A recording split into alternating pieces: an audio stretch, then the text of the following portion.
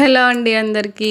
ఈరోజు మా అమ్మ మా నాన్న ఖమ్మం వచ్చారు షాపింగ్ చేయడం కోసమని. షాపింగ్ ఎవరి కోసమో మీకు తెలుసా? ముత్యాలమ్మ తల్లి కోసం. ఊళ్ళో పెద్ద కాపు మా అమ్మ వాళ్ళే అనమాట. ముత్యాలమ్మ తల్లికి ఫస్ట్ బోనం మా ఇంటి నుంచే వెళ్తుంది.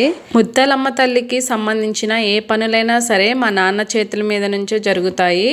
అందుకే ముత్యాలమ్మ తల్లికి పెట్టుకునేటప్పుడు అమ్మవారికి చీర కట్టిస్తారు కదా, ఆ చీర ప్రతి సంవత్సరం మా అమ్మ వాళ్ళే తీసుకొస్తారు. ఈ ఇయర్ అయితే 2 చీరలు కొనుక్కొచ్చారు. ఇంకా ఈ 2 చీరల్లో ఏ చీర అమ్మవారికి కట్టించాలి అనేది ఇంకా డిసైడ్ అవ్వలేదు.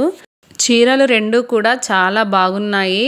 అమ్మవారికి ఎప్పుడైనా సరే మనం చీర కట్టించేటప్పుడు రెడ్ కలర్ కాంబినేషన్లో ఉంటేనే అమ్మవారికి చాలా కళగా ఉంటుంది కదా.